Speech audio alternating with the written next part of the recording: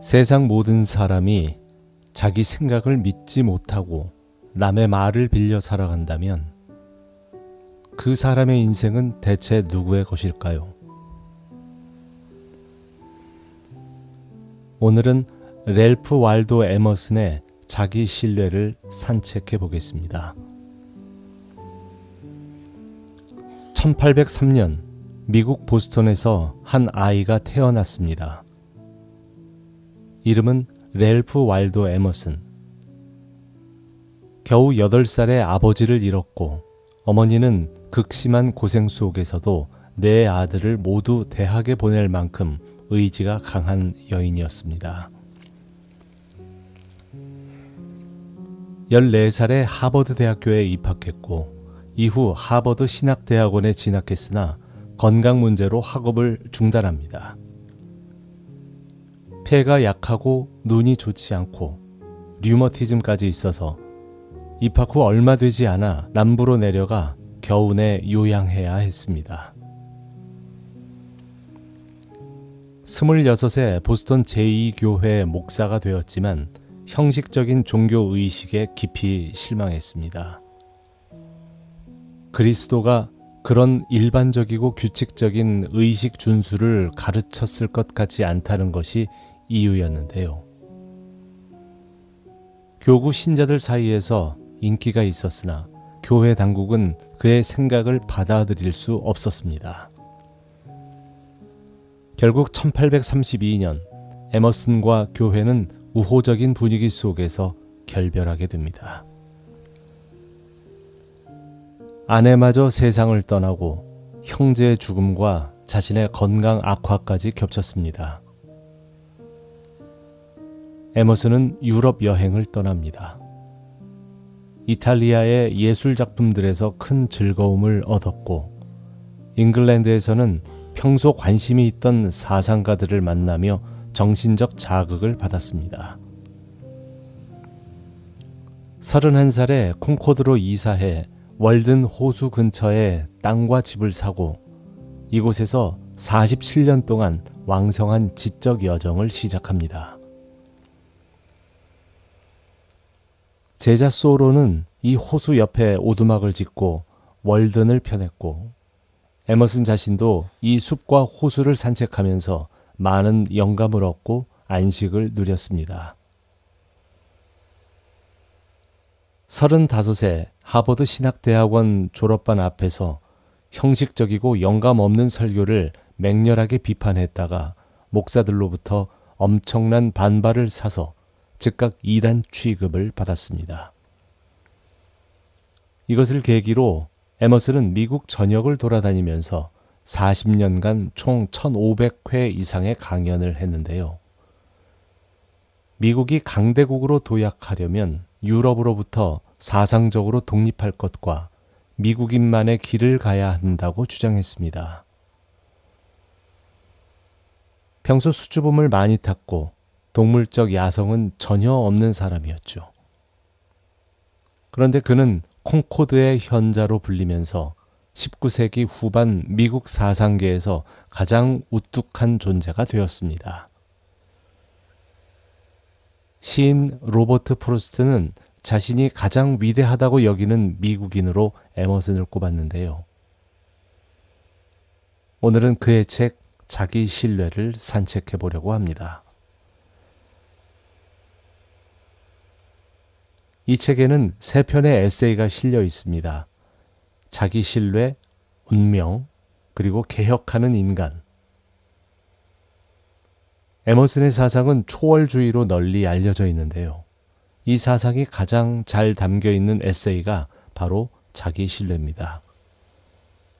그리고 신성을 편견 없이 있는 그대로 받아들여야 한다고 말한 에세이가 운명입니다. 마지막 에세이 개혁하는 인간은 한없이 향하는 쪽으로 자신을 개혁해야 한다고 주장하는 글입니다. 자, 그럼 그 안에 담긴 이야기를 하나하나 꺼내 보겠습니다. 부러움은 무지에서 나오고 모방은 자살 행위다. 강렬한 첫 문장입니다. 누구든 자기 운명의 몫으로 받아들여야 하는 시간을 맞이합니다.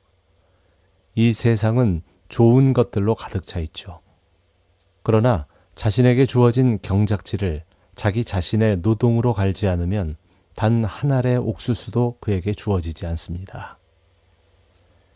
인간 내부에 깃든 힘은 본래 새롭습니다. 그 새로움 때문에 인간은 자신이 무엇을 할 수 있는지조차 예상하지 못합니다. 강렬한 인상을 남기는 얼굴, 성격, 인상이 있는 반면에 그렇지 못한 것들도 있는데 여기에는 다 이유가 있습니다. 인상이 기억 속에 각인되는 것은 사전에 정해진 조화를 따르기 때문이죠. 사람은 마음속 깊은 곳에서 번쩍거리며 지나가는 빗줄기를 발견하고 관찰해야 합니다. 하늘을 가로지르는 불빛보다 자기 마음 속에서 솟아나는 한 줄기 빛이 더 중요합니다. 하지만 사람들은 그게 자기에게서 나왔다는 이유만으로 그 생각을 별로 주목하지 않고 그냥 무시해버리죠.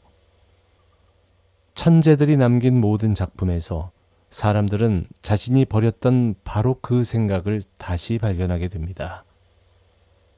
우리 마음속의 숨은 생각들은 우리에게 되돌아옵니다. 이런 마음의 목소리는 모두에게 아주 친숙하죠.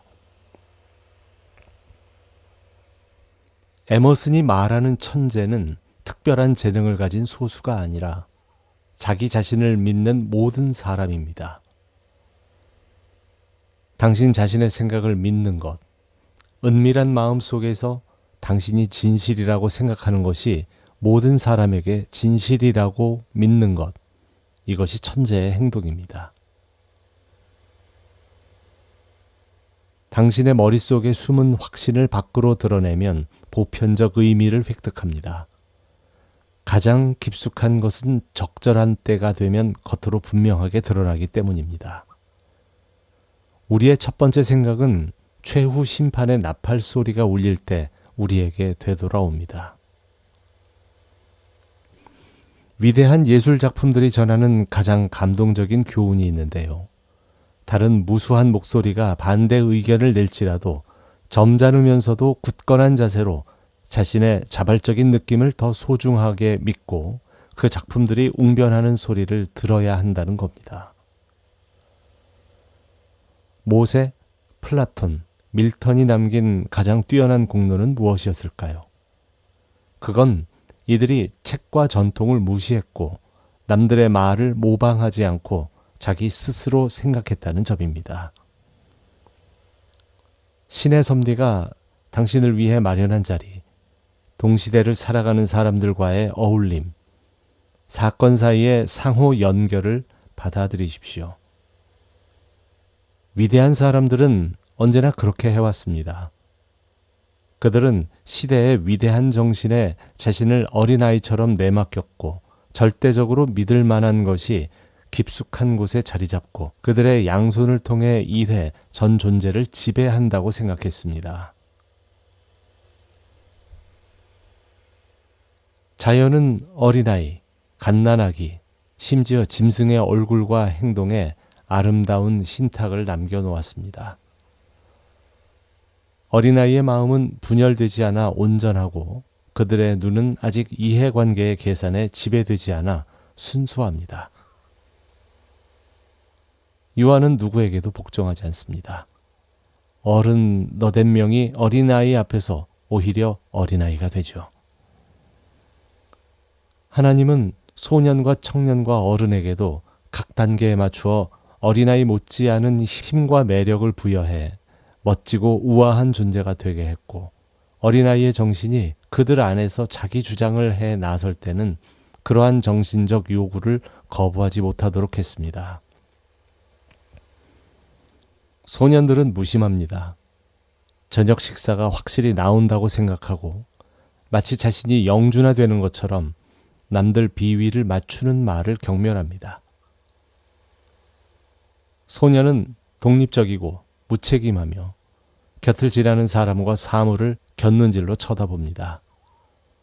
그러면서 소년 특유의 재빠르고 명쾌한 판결을 내리죠. 좋고 나쁘고 흥미롭고 어리석고 멋지고 골치 아프다 등으로 말입니다.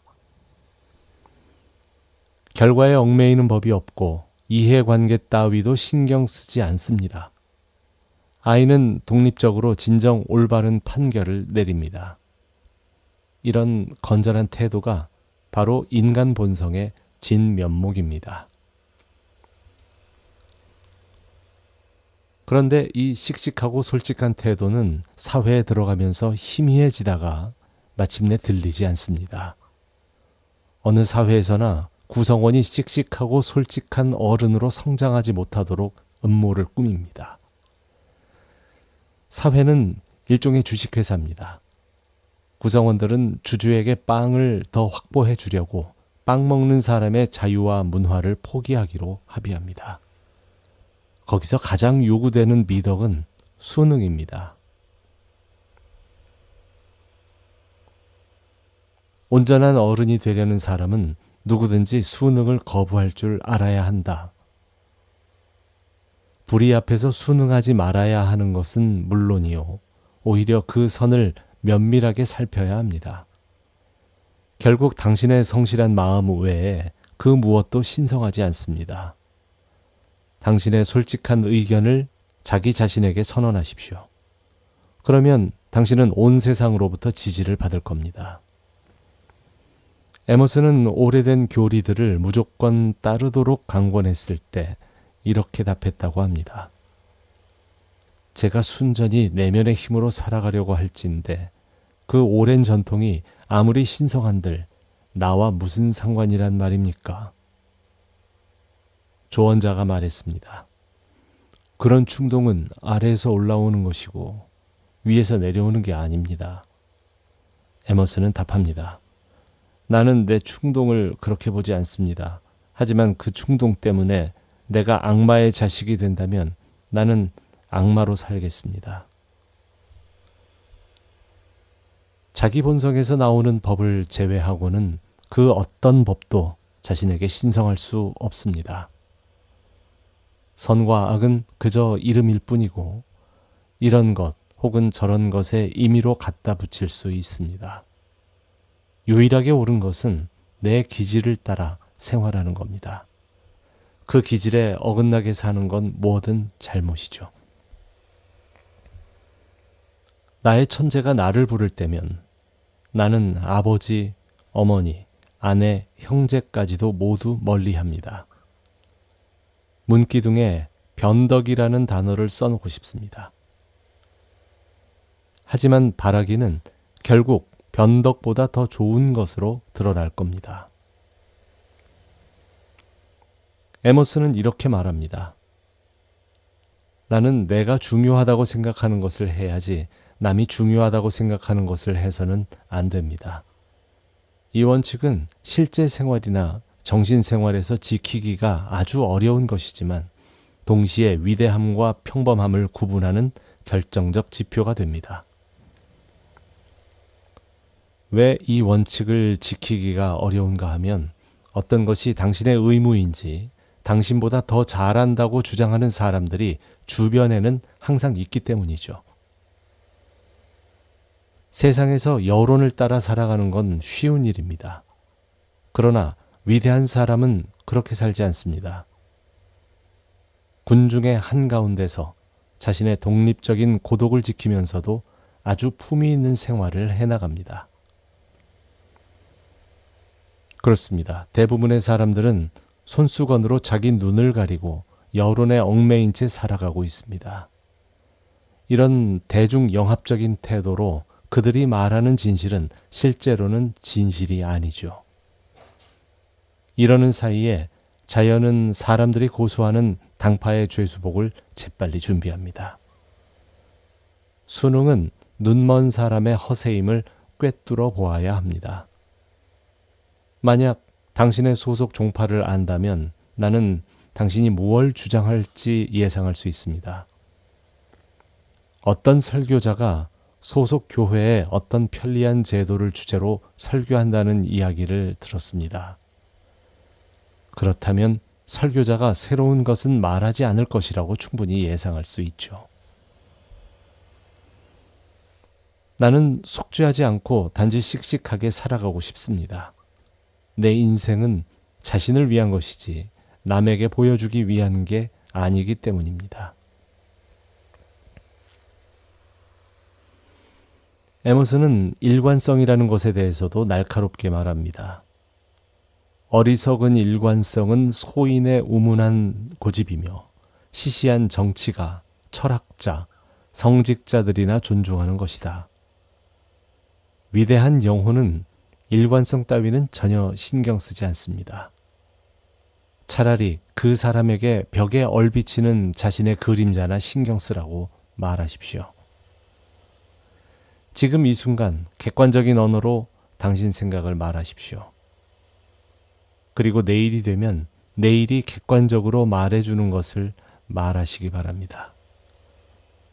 그게 오늘 말한 것과 완전 모순된다 할지라도 전혀 신경 쓸 필요 없습니다. 우리는 왜 자꾸만 어깨 너머 뒤쪽을 돌아보는 걸까요? 왜 기억이라는 시체를 무겁게 끌고 다닐까요? 우리가 이런저런 공공장소에서 했던 말들과 모순되지 않기 위해서일까요?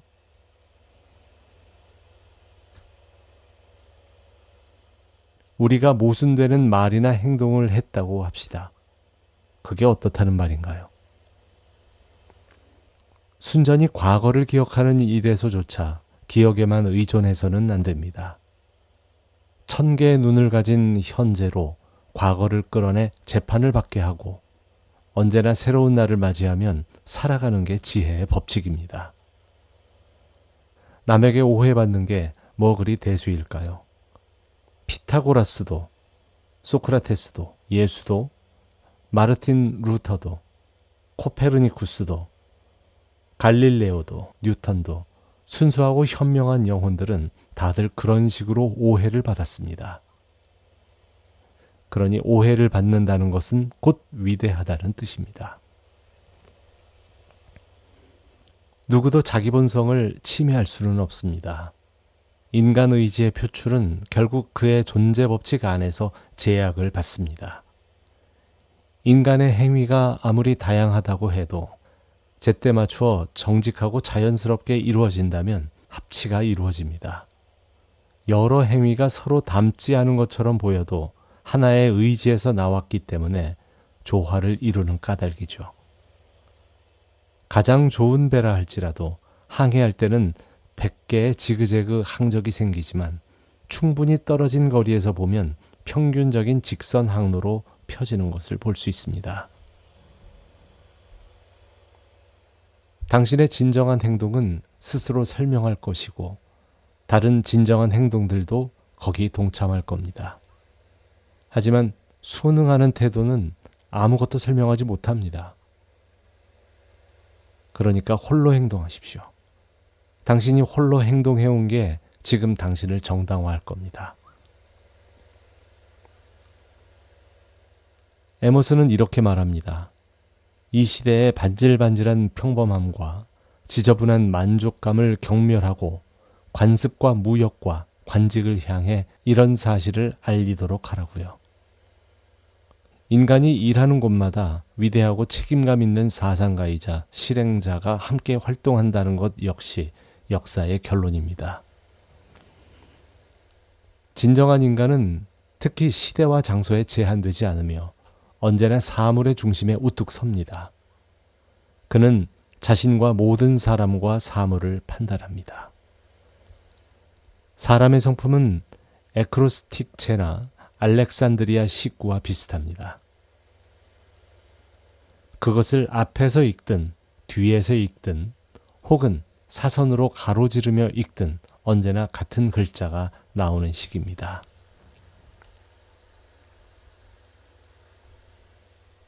에머슨은 사람들 사이에 잘 알려진 우화 한 편을 꺼냅니다. 어떤 사람이 크게 취해 정신을 잃은 채 거리에 쓰러져 있다가 발견돼 공작의 집으로 실려갔습니다. 사람들은 그의 몸을 잘 씻기고 좋은 실내복을 입혀 공작의 침대 위에 눕혔습니다. 그 사람은 잠에서 깨어 자신이 잠시 정신을 잃은 채로 살아온 게 틀림없다고 확신했습니다. 이 우화가 사람들 사이에 인기가 높은 이유는 인간 상태를 제대로 상징하기 때문입니다. 인간은 이 세상에서 술 취한 사람 상태로 살아가는데요.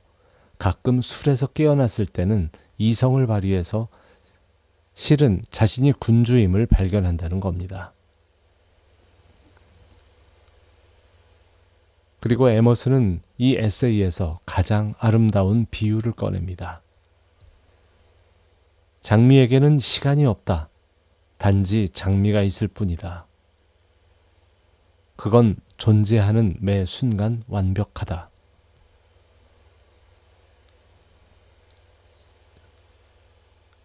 잎눈이 트기 전에 그 온 생명이 약동합니다. 꽃이 활짝 피었다고 해서 그 활동이 더 많아지는 것도 아니고 잎 없는 뿌리 상태라고 해서 활동이 더 적어지는 것도 아닙니다. 장미의 본성은 충족돼 있고 동시에 모든 순간마다 자연을 충족시킵니다. 이에 비해 인간은 뒤로 미루거나 기여합니다. 현재에 살지 않습니다. 뒤로 눈을 돌려 과거를 한탄하거나 그를 둘러싸고 있는 풍요로움을 의식하지 못한 채 발끝으로 서서 미래를 내려다보려고 합니다. 장미처럼 시간을 초월해서 본성과 함께 현재에 살지 않는다면 그는 결코 행복하거나 강인해질 수 없습니다. 인간은 소심하고 구구하게 변명합니다. 그는 더 이상 씩씩하지 않습니다. 더 이상 나는 생각한다, 나는 존재한다 라고 말하지 못하고 성인이나 현자의 말을 앵무새처럼 인용하죠. 그는 풀잎이나 피어나는 장미 앞에서 부끄러워해야 마땅합니다. 저 장미는 오늘 하나님과 함께 존재합니다. 영혼은 빛입니다. 그것이 있는 곳은 대낮이고 그것이 없는 곳은 밤입니다. 역사는 나의 있음과 되어감을 격려하는 유쾌한 교훈담 혹은 우화가 되어야지 그 이상의 것이 되려 한다면 주제넘고 유해한 게 아닐 수 없습니다. 진실한 삶을 산다면 진실하게 사물을 볼 수 있습니다. 이건 튼튼한 사람이 튼튼하게 행동하고 허약한 사람이 허약하게 행동하는 것과 같은 이치입니다. 새로운 직관을 갖는다면 직관 속에 축적한 보물들에 관한 기억을 낡은 쓰레기처럼 대하고 내다버릴 수 있습니다. 인간이 하나님과 함께 살 겁니다. 마음이 단순해서 신성한 지혜를 받아들인다면 모든 낡은 것은 사라져갑니다. 수단, 교사, 텍스트, 신전 등은 사라지죠. 마음은 현재 생생하게 살아서 현재의 시간에 과거와 미래를 흡수합니다. 모든 사물은 그들의 원인에 따라 중심으로 용해되고 이 보편적 기적 속에서 사소하고 특수한 기적들은 사라집니다. 에머슨은 더 깊은 곳으로 들어갑니다. 조용한 시간에 우리의 영혼 속에서 솟아오르는 있음의 느낌, 어떻게 솟아오르는지는 모르지만 그 느낌은 사물들과도 다르지 않고 공간, 빛, 시간, 인간과도 다르지 않습니다. 그것은 그 모든 것과 하나며 분명 같은 원천에서 나옵니다. 우리는 처음에는 사물을 존재하게 해주는 그 생명을 공유합니다. 그 후에 사물들이 자연 속에 나타나는 걸 보면서 우리가 실은 그것과 같은 원인을 공유한다는 걸 망각합니다. 여기에 행동과 사상의 원천이 있습니다. 여기에 사람들에게 지혜를 주는 영감의 허파가 있습니다. 그 영감을 부정한다는 것은 곧 신성모독이나 무신론과 같습니다. 지금 우리는 어리석은 군중에 불과하다고 에머슨은 말합니다. 인간이라는 존재를 경외로 대하지 않습니다.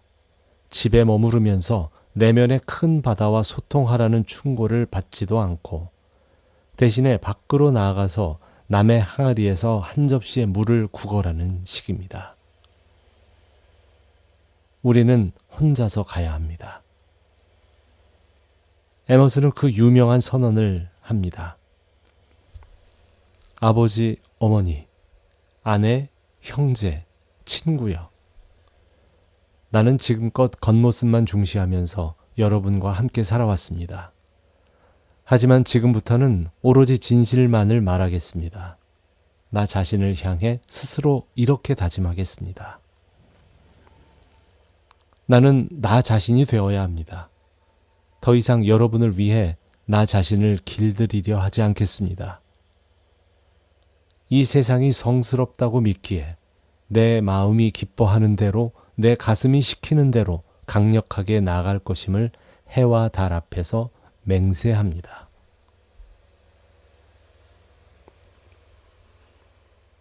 에머슨은 결국 이것으로 돌아옵니다.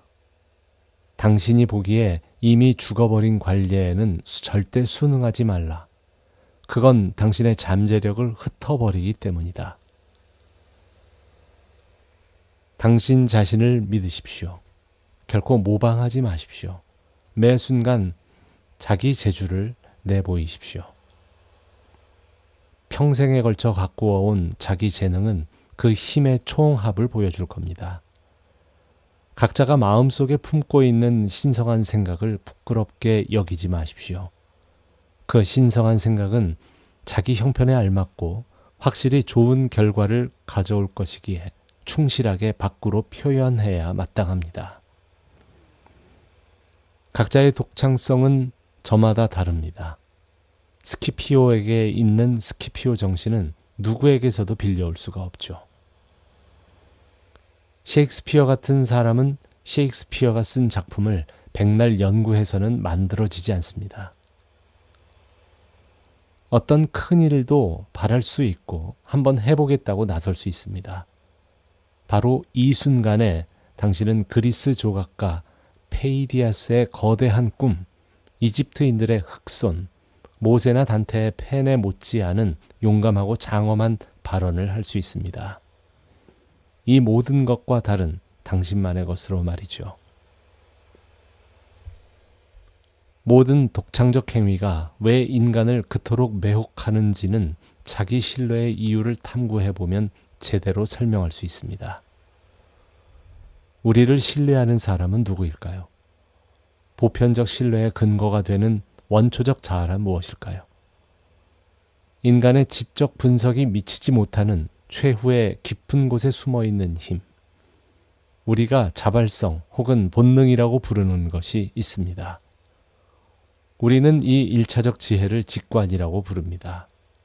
그리고 그 뒤에 나오는 모든 가르침을 교양이라고 하죠. 직관은 가르침이나 명상 없이도 아는 것을 의미합니다. 만약 내가 어떤 특징을 직관적으로 보았다면 자녀들도 내 뒤를 이어서 그걸 볼 겁니다. 나의 직관은 하늘의 태양만큼이나 객관적인 사실입니다. 에머슨은 기도에 대해서도 말합니다. 전적으로 선하지 않은 것을 구하는 기도, 특정한 물건을 구하는 기도는 사악합니다. 기도는 가장 높은 관점에서 인생에 피할 수 없는 사실들을 관조하는 일입니다. 그것은 사물을 관조해 기뻐하는 영혼의 독백입니다. 그것은 당신이 하신 일이 선하다고 선언하시는 성령의 일입니다. 그러나 개인적 목적을 달성하기 위해 올리는 기도는 저속한 도둑질입니다. 잡초를 뽑아내려고 들판에 쪼그려 앉아 올리는 농부의 기도, 노를 젓기 위해 앉은 노잡이의 기도, 이런 것들은 값싼 목적을 위한 것이지만 자연 전체를 통해 들려오는 진정한 기도입니다. 스스로 돕는 자를 자연과 신은 환영합니다. 그에게는 모든 문이 활짝 열리고 모든 영예가 수여됩니다. 그가 자기 길을 굳게 지키고 우리의 승인 여부를 우습게 보기 때문에 우리는 간청하듯 혹은 변명하듯 그를 쓰다듬고 축하합니다. 꾸준히 버티면서 묵묵히 자기 일을 해나가는 자에게 축복의 신들은 재빨리 도움의 손길을 뻗습니다. 에머슨은 여행에 대해서도 말합니다. 이탈리아, 잉글랜드, 이집트로 여행을 가면 새로운 삶을 시작할 수 있으리라는 미신이 교양 있는 미국인들을 사로잡고 있습니다. 영혼은 여행자가 아닙니다. 현명한 사람은 집에 머뭅니다. 여행은 어리석은 자의 낙원이죠. 한 번이라도 여행을 해보면 명소라는 게 별 차이가 없다는 것을 알아차립니다. 집에 있을 때 나폴리나 로마에 가면 도시의 아름다움에 취해 내 슬픔일랑 모두 잊을 것으로 생각했습니다. 여행 가방을 꾸리고 친구들과 작별의 포옹을 하고 백길 여행에 나선 다음 마침내 나폴리의 호텔에서 잠을 깼습니다. 그런데 내 옆에는 냉엄한 현실이 버티고 있었습니다. 슬픔이 나와 함께 깨어났던 거죠. 그리고 에머슨은 이 에세이의 마지막을 이렇게 맺습니다. 정치적 승리, 임대료 상승, 질병 완쾌, 돌아온 친구, 그 외 반가운 일이 생겨 기분이 좋아질 수도 있습니다. 앞으로 좋은 날이 이어지리라 기대도 될 겁니다. 하지만 전적으로 믿지는 마십시오. 그렇지 않을 수도 있으니까요. 자신에게 평화를 가져다 주는 것은 자신밖에 없습니다. 근본 원리에서 이기지 못하면 그 어떤 것도 당신에게 평화를 가져다 주지 못합니다. 운명의 바퀴에 체인을 감고 멈춰 세우십시오. 그리고 앞으로 그녀의 회전을 두려워하지 마십시오.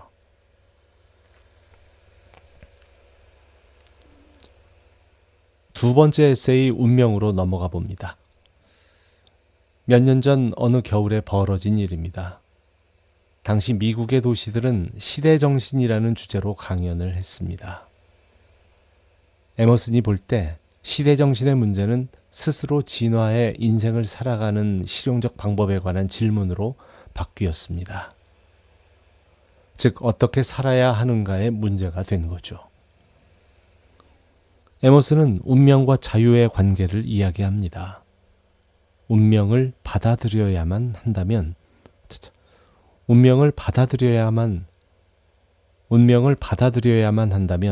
그에 못지않게 자유, 개인의 유의미함, 의무의 엄숙함, 성품의 힘 등을 인정해야 하는 겁니다. 자유가 진실이라면 운명도 진실입니다. 하지만 우리의 기하학은 이 양극단을 가로질러 그 둘을 조화시킬 방법을 아직 모릅니다. 그렇다면 어떻게 할 것인가? 각자의 생각에 솔직하게 복종하고 되씹어 본다면 우리는 그것들의 힘을 마침내 알게 됩니다. 다른 생각에 대해서도 복종해 봄으로써 이들을 서로 조화시킬 수 있다는 합리적인 희망을 갖게 됩니다. 이유는 알지 못하지만 우리는 필연이 자유와 짝하고 개인은 세상과 짝하고 극성은 시대 정신과 짝한다는 것을 확신합니다. 그리고 시대의 수수께끼는 개인 각자에게 은밀한 해결안을 제시합니다. 에머슨은 자연의 본질에 대해 거침없이 말하는데요. 자연은 감상주의자가 아니다. 우리를 달래지도 않고 비위를 맞추지도 않는다. 자연은 거칠고 매정합니다. 뱀과 거미의 습성, 호랑이와 먹잇감의 뼈가 우두둑 부러지는 소리. 자연의 시스템 내에서 이 모든 일이 벌어지고 인간의 습성은 동물들과 별반 다를 바 없습니다. 섭리는 그 목적을 위해서는 거칠고 매정하며 예측 불가능한 길을 걸어갑니다. 자연은 사과 한 알이라도 되는 것처럼 사람 몸을 으깨버립니다. 미국의 서부 대평원은 열병과 학질로 진동합니다. 콜레라와 천연두는 서리처럼 한여름 요란스럽게 떠들던 것들을 어느 날 밤 기온이 내려가면서 잠잠하게 만듭니다. 상어의 각종 형태, 그 잔혹한 아가리, 무시무시한 이빨이 달린 바다 늑대의 턱, 바닷속에 감추어져 있는 또 다른 살인자들만 살펴보더라도 자연 내부가 얼마나 살벌한지 알 수 있습니다. 에머슨이 말하는 운명의 핵심이 있습니다. 수단을 위해 목적을 희생시키는 것이 운명이다. 신체 조직이 성격의 독재적인 권력을 행사하는 것이다. 동물들의 형태와 힘은 곧 그 동물의 특성을 결정하는 운명의 책과도 같습니다. 새의 부리, 뱀의 머리뼈는 독재자처럼 새와 뱀의 한정된 방향으로 생명력이 응집됩니다. 인간도 마찬가지입니다. 사람들은 단단한 신체 조직 속에 갇혀 있습니다. 어떤 검은 눈, 푸른 눈이 무리 속에서 어떤 역할을 하는지 살펴보십시오. 인간이 그의 조상에게서 도망칠 수 있으며 혈관에서 아버지 혹은 어머니의 피로부터 물려받은 검은 피 한 방울을 뽑아낼 수 있을까요?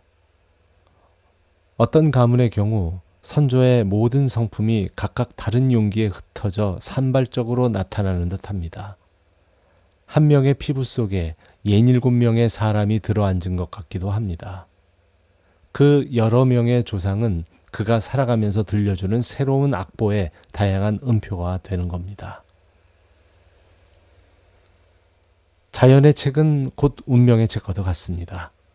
자연은 거대한 페이지를 한 장 한 장 넘기지만 예전 페이지를 다시 넘기는 법은 없습니다. 자연이 한 페이지를 내려놓으면 화강암층이 생겨납니다. 그리고 그 시대가 1000번 지나가고 전파남층이 생깁니다. 또 1000번의 시대가 지나면 석탄층이 생기고 이회암과 진흙층이 나타납니다. 식물 형태도 생기고 최초의 흔한 생물류가 등장하고 이어 어류가 등장합니다. 그리고 투박한 형태의 파충류가 등장하는데요. 자연은 이런 형태 속에서 미래상의 개요만을 보여줍니다. 이 다루기 힘든 괴물 밑에 장차 자연의 왕좌를 차지할 멋진 모습을 감추어 두었습니다. 지구 표면이 식어 건조해지면서 종들의 환경이 개선되었고 인간이 태어났죠. 그러나 에머슨은 여기서 반전을 듭니다. 운명은 성품의 결과다. 친구들은 매력이 만들어낸 결과다.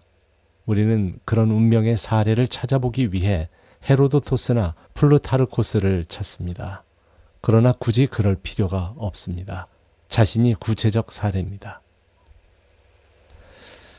사건은 영혼이 생각하는 것이 구체화된 것일 뿐이고 우리는 언제나 기도하는 걸 얻기 때문입니다.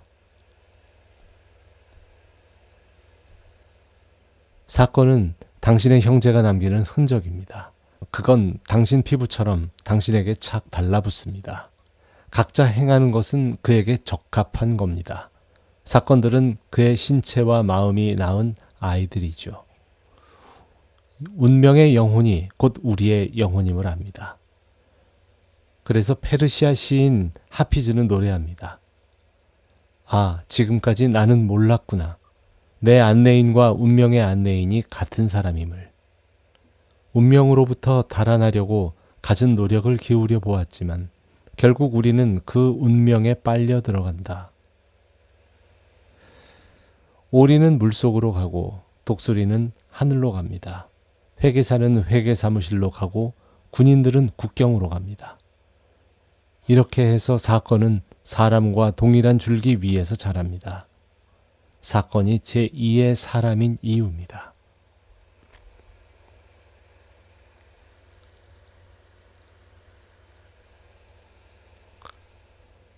에머슨은 운명과 자유를 조화시키는 열쇠를 제시하는데요. 인간 조건의 신비를 해결하고 운명, 자유, 예지의 저 오래된 매듭을 풀어주는 열쇠가 하나 존재합니다. 이중의식이 바로 그것인데요. 인간은 자신의 개인적 본성을 가지면서도 동시에 몸을 떠나 신성과 한 편이 됩니다. 그래서 신성은 그의 고통에서 보편적 이익을 확보합니다. 그를 끌어내리려는 기질과 종족에 잡아당기려는 힘을 상쇄하기 위해 배워야 할 교훈은 이겁니다. 자연 전체에 퍼진 두 원소의 교묘한 공전을 통해 당신을 불구로 만들고 마비시키는 것은 그에 상응하는 신성을 가져와 보상해 줍니다. 운명이 거대하긴 하지만 이 이중 세상에서 한 부분을 차지하는 힘 또한 거대합니다. 만약 운명이 힘을 따라오면서 제약하려 든다면 힘은 거기에 맞서 운명을 적대시합니다.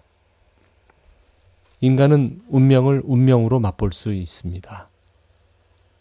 우주가 이런 야만적인 사건을 일으켰더라도 우리의 원자도 그에 못지않게 야만적으로 저항합니다.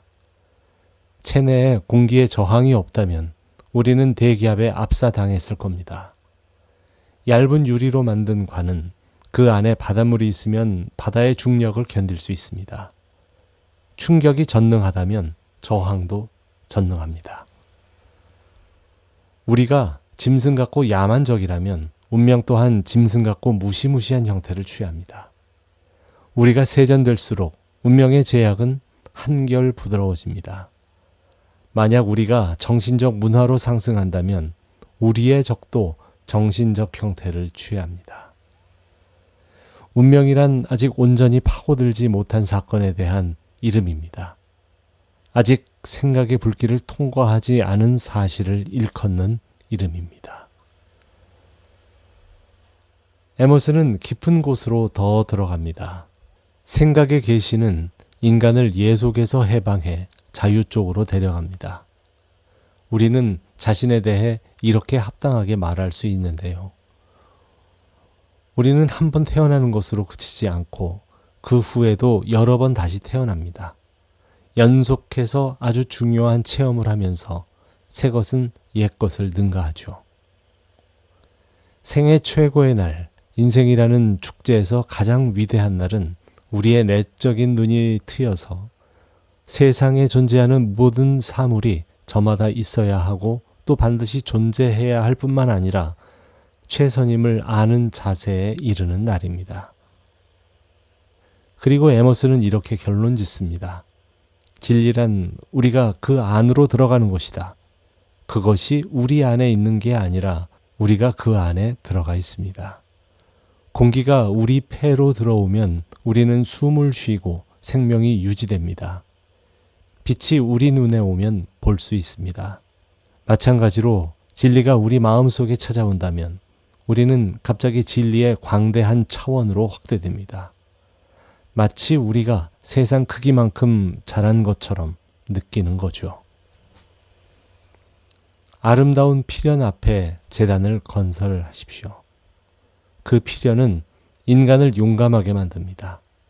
이미 정해진 위험은 피할 수 없고 정해지지 않은 위험은 만날 수 없습니다. 왜 자연을 두려워하겠습니까? 자연은 다름 아닌 철학과 신학의 결합체가 아닐까요? 그 필연은 모든 사물이 하나의 원단에서 생겨났음을 확실히 알려줍니다. 피고와 원고, 친구와 적, 동물과 식물, 음식과 그것을 먹는 자 등은 모두 한 종류입니다. 펄펄 내리는 눈송이, 조갑이, 여름 풍경, 별들의 영광은 놀라운 게 아닙니다. 우주를 지배하는 아름다움이라는 필연이죠. 그래서 모든 건 그림처럼 아름답고 또 그래야만 합니다. 우리가 이렇게 생각할 수 있다면 우리는 운명과 자유를 결합한 겁니다. 세 번째 에세이 개혁하는 인간으로 넘어갑니다. 이 글은 에머슨이 1841년 1월 기계공 도제들의 도서관 모임에서 행한 연설을 옮긴 것입니다. 에머슨은 청중 앞에서 이렇게 시작합니다. 세상 역사에서 개혁의 교리가 오늘날처럼 광범위하게 확산된 적은 없습니다. 이제는 왕국, 도시, 법령, 의례, 소명, 남자 혹은 여자가 아니라 기독교 법률, 상업, 학교, 농장, 실험실 등이 새로운 정신에 위협받고 있습니다. 우리가 영위하는 생활은 사실 평범하고 진부합니다. 인간 창조가 발휘될 수 있었던 직능과 기능은 우리 사회에서 아주 희귀한 게 돼버렸습니다. 우리는 더 이상 저 아름답고 완벽한 사람인 예언자나 시인이 아니고 또 이런 사람들을 만나지도 못합니다. 에머슨은 사회의 현실을 거침없이 파헤칩니다. 덕스러운 젊은이들을 가로막고 있는 실제적인 장애물을 한번 생각해 보십시오. 그들이 사회에 진출하면 수익 높은 일자리가 악습에 둘러싸여 있는 걸 발견합니다. 상거래 방식은 도둑질이나 다름없을 만큼 이기적이고 사기의 경계선을 들락달락합니다. 상업계의 일자리가 본질적으로 사람에게 부적절하거나 소질과 어울리지 않는 것이 아닙니다. 하지만 상업의 전반적인 방향이 모두 이렇기 때문에 직무가 유기와 악습으로 심각하게 왜곡되어 있습니다.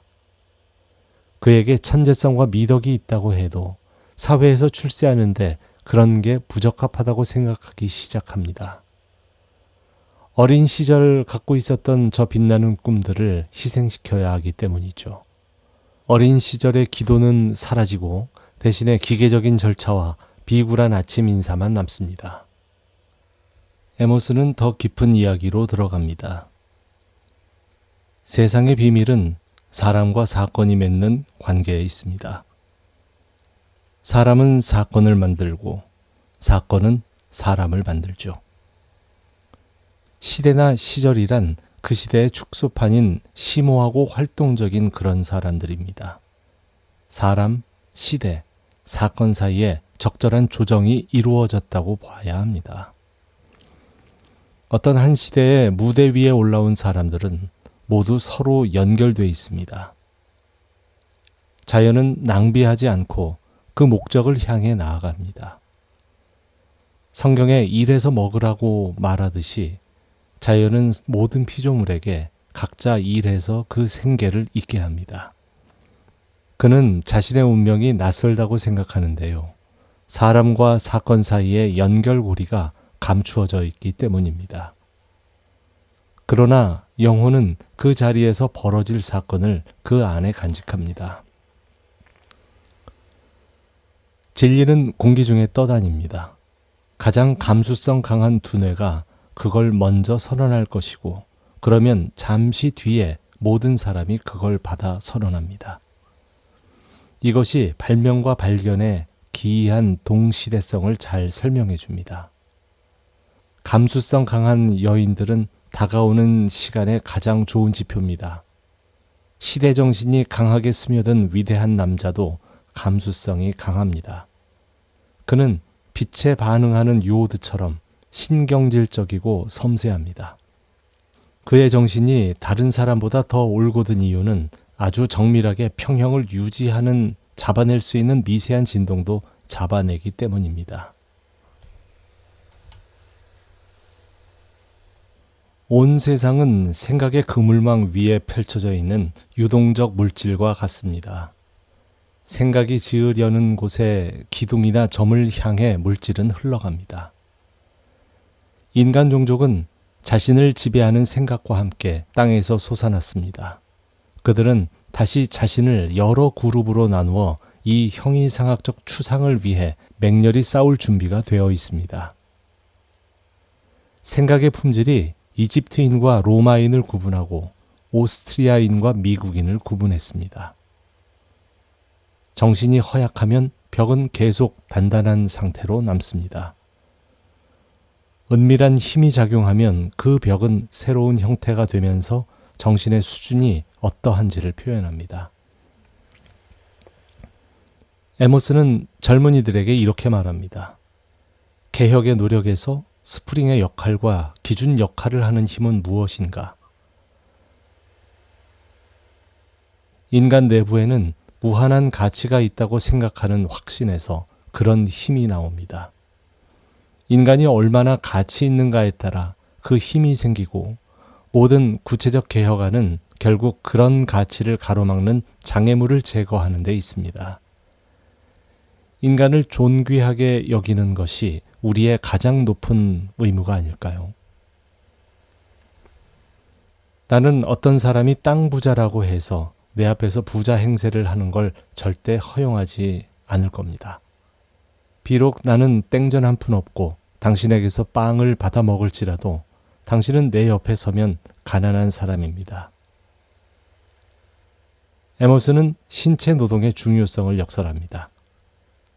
삽을 들고 정원으로 가서 땅을 팔 때 나는 엄청난 기쁨과 건강을 느꼈다. 그래서 그동안 내가 마땅히 해야 할 일을 남에게 시키면서 자신에게 노동의 즐거움을 빼앗아 왔음을 깨닫는다. 이처럼 신체 노동에는 건강 증진뿐 아니라 교육의 요소도 함께 들어있다. 노동은 하나님의 교육입니다. 성실한 학습자여야만 진정한 주인이 될 수 있다는 겁니다. 노동의 비밀을 깨우치고 자신의 총명함을 발휘해 자연에 도전할 때 인간은 자신의 왕호를 손에 쥡니다. 에머슨은 연설의 끝에서 사랑에 대해 이야기합니다.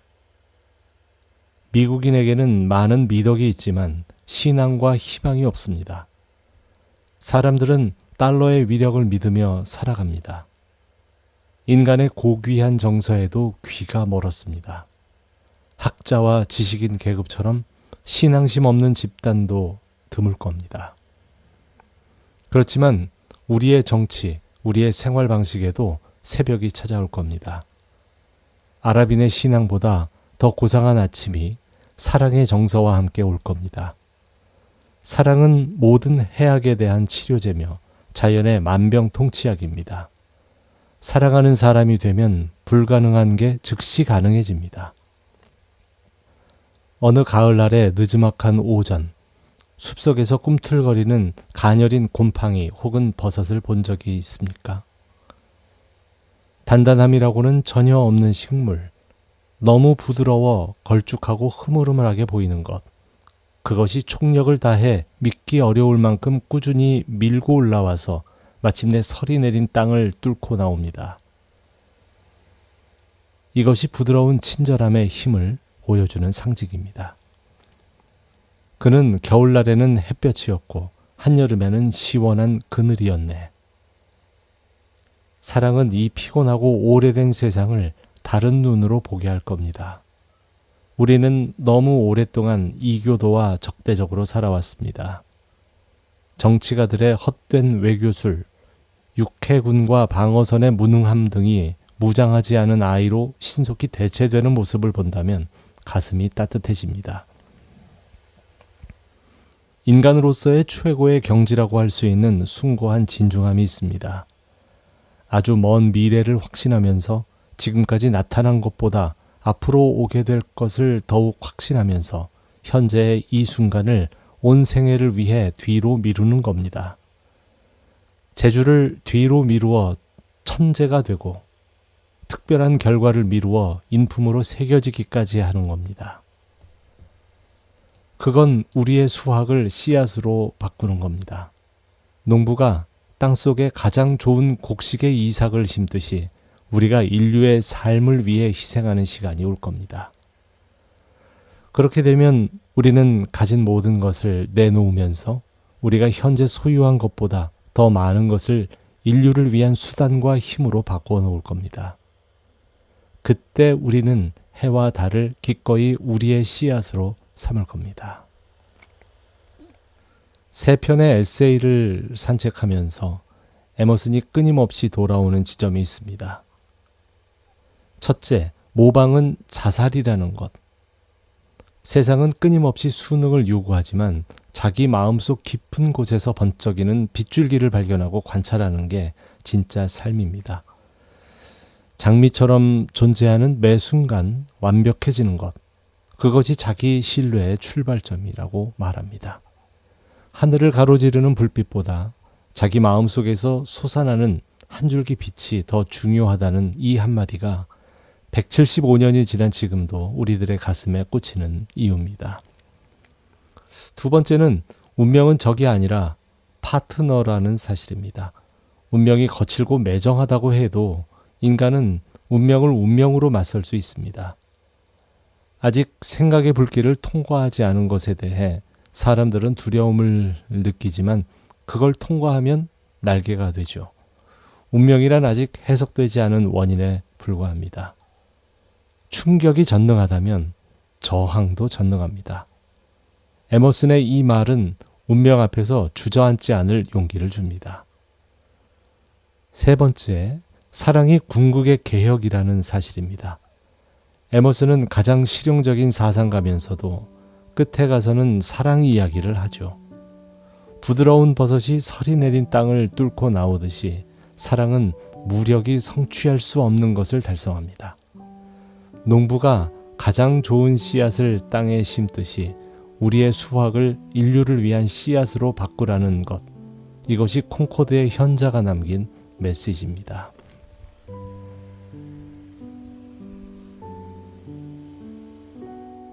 오늘 낭독 산책 어떠셨습니까? 자신에게 평화를 가져다 주는 것이 자신밖에 없다는 에머슨의 말이 오늘 걸음을 함께한 모든 분의 마음에 조용히 남기를 바랍니다. 구독과 좋아요는 낭독 산책을 계속 걷게 해주는 힘이 됩니다. 오늘 함께 해주셔서 감사드리고요. 지금까지 타마와 함께 하셨습니다. 고맙습니다.